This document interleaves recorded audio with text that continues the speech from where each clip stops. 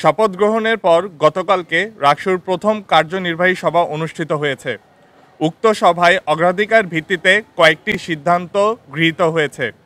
সিদ্ধান্তসমূহের মধ্যে অন্যতম হল রাকসুর তহবিলে ব্যবহার উপযোগী করা। রাকসুর মেয়াদকাল 1 বছর। আমরা দায়িত্ব পালনের সাথে সাথে তড়িৎ গতিতে আমাদের ইশতেহারগুলো পূরণ করতে কর্মপরিকল্পনা গ্রহণ করি, কিন্তু এগুলো বাস্তবায়নের জন্য রাকসু তহবিলের যথোপযোগী ব্যবহারের জন্য যে অর্থ প্রয়োজন তা আমরা বুঝিয়ে পাইনি। গতকাল প্রথম অধিবেশনে আমরা আশা করেছিলাম বিগত বছরগুলোর ব্যয়ের অডিট সহ আমরা রাকসুর তহবিলের বর্তমান অবস্থা সম্পর্কে সুস্পষ্টভাবে জানতে পারব, কিন্তু রাকসুর বর্তমান সভাপতি ও কোষাধ্যক্ষ আমাদের সেই তথ্য দিতে পারেনি। আপনারা জানেন, দীর্ঘ প্রায় ৩৫ বছর রাকসু অকার্যকর থাকলেও নিয়মিতভাবে রাকসুর কোষাধ্যক্ষ নিয়োগ দেওয়া হয়েছে এবং বিগত বছরগুলোতে রাকসুর সভাপতি এবং কোষাধ্যক্ষ ইচ্ছেমতো রাকসুর তহবিল থেকে অর্থ অনিয়মিতভাবে বিভিন্ন খাতে ব্যয় করেছেন। গতকালকের অধিবেশনে এই অর্থ কে কোথায় কিভাবে ব্যয় করেছেন এবং কিভাবে ফেরত আনা যায় এ সম্পর্কিত একটি কমিটি গঠন করা হয়েছে। এই কমিটি আগামী 15 কার্যদিবসের মধ্যে তাদের কাজ সম্পন্ন করবেন।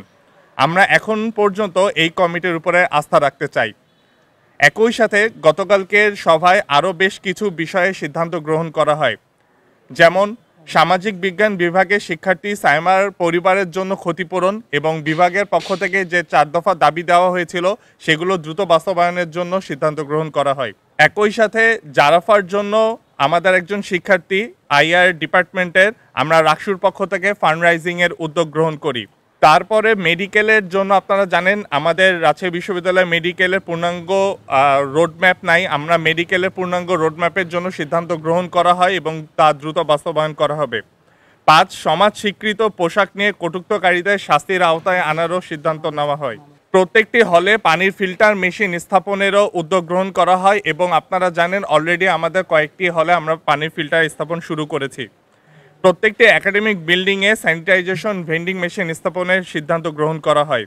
ছাত্রীদের হলের সামনে pharmacy, super shop, mobile banking সুবিধা নিশ্চিত করার সিদ্ধান্ত গ্রহণ করা হয়। মহিলা এবং নারী শিক্ষার্থীদের জন্য জিমনেশিয়াম এবং খেলার মাঠ চালুকরণের সিদ্ধান্ত নেওয়া হয়।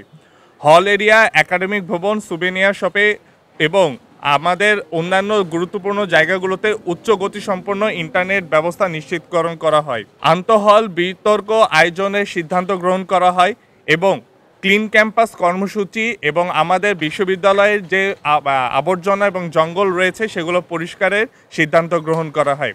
আমরা আশাবাদ ব্যক্ত করছি আগামী 1 মাস অর্থাৎ এই নভেম্বর মাসের মধ্যেই আমরা এই সকল কার্যক্রম শেষ করতে পারবো এবং একই সাথে আমাদের রাকসু তহবিলের যে দীর্ঘ 35 বছরের হিসাব, সেই হিসাব বিশ্ববিদ্যালয় প্রশাসন আমাদের অতি শীঘ্রই আমাদের কাছে সুস্পষ্টভাবে ব্যাখ্যা করবে।